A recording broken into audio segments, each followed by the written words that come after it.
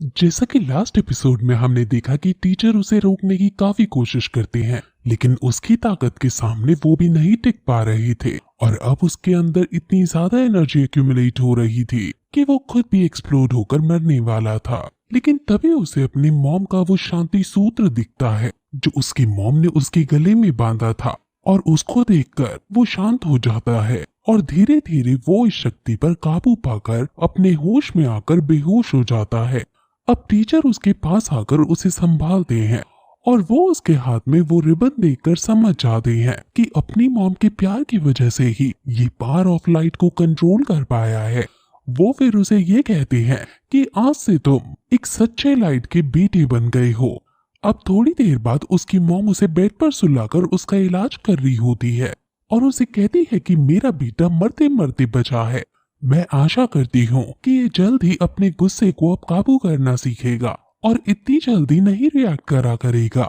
हाओशेन की फिर आंख खुल जाती है और वो उठते उठते सबसे पहले यही पूछता है कि टीचर ने उन्हें बुली तो नहीं किया ना। उसकी मॉम बताती है कि जैसा तुम सोच रहे हो वैसा नहीं है। जब तुम वापस आए थे तो वो मेरे घाव को हील कर रहे थे। फिर हमें उस समय को दिखाया जाता है जब हाओशेन वापस आ रहा था। हील करते हुए दोनों एक दूसरे से बातें कर रही हैं और मॉम कहती है जो उस साल हुआ था वो अच्छा होगा तुम ना पूछो। टीचर पूछते भी हैं कि आखिर उस साल ऐसा क्या हुआ था जो तुम मुझसे छुपा रही हो। तुम्हारी इलनेस अभी तक क्योर नहीं हुई है। क्या ये सब उस डेविल की वजह से है। मॉम डेविल का नाम सुनकर तुरंत वहाँ से भाग जाती है और इतने में तुम आ जाते हो और फिर आगे का तुमने देखा ही था। वो हाओशेन को फिर ये भी कहती है कि मेरे पास और भी बहुत कुछ है जो मैं तुम्हें बताना चाहती हूँ। जो तुम्हारी टीचर है वो असल में तुम्हारे फादर हैं। हाओशेन ये सुनकर बहुत बुरी तरह चौंक जाता है और जोर से फादर चिल्लाता है। उसकी आवाज सुनकर जिन्यू भागते हुए दीवारों को तोड़ते हुए अपने बेटे के पास आ जाती है और उसकी मॉम ये देखकर मजाक में अपना माथा पीटने लगती है क्योंकि हाओशेन को इम्पल्सिव होने की आदत शायद अपने पापा से ही आई है। अब उसकी मॉम हाओशेन को पूरी कहानी बताती है और कहती है कि आज से 10 साल पहले ह्यूमंस और डेमंस के बीच में बहुत बड़ी बैटल हुई थी। उस बैटल में तुम्हारे पापा सीरियसली इंजर्ड हो गए थे। मुझे डेविल ने किडनैप कर लिया था। वो मेरे लिए बहुत बुरा दर्दनाक एक्सपीरियंस था। जब मैं वापस आए तो मुझे समझ नहीं आ रहा था कि मैं तुम्हारे पापा के सामने क्या मुंह लेकर जाऊं।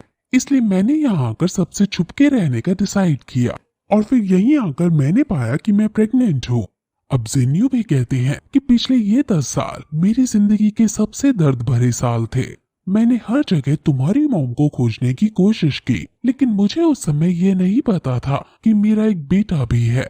तुम्हारी मॉम तुमको पहले सीधे सीधे मेरे बारे में बताना चाहती थी, लेकिन मैंने ही उन्हें रोका था क्योंकि शायद तब तुम ये सब सहन नहीं कर पाते। और शायद अब मुझे लग रहा है कि सच्चाई तो ये है कि मैं तुम्हें सच्चाई बताना सहन नहीं कर पाता। अब हाओशेन जिन्यू के पास आता है और उसके पास आकर बैठ जाता है।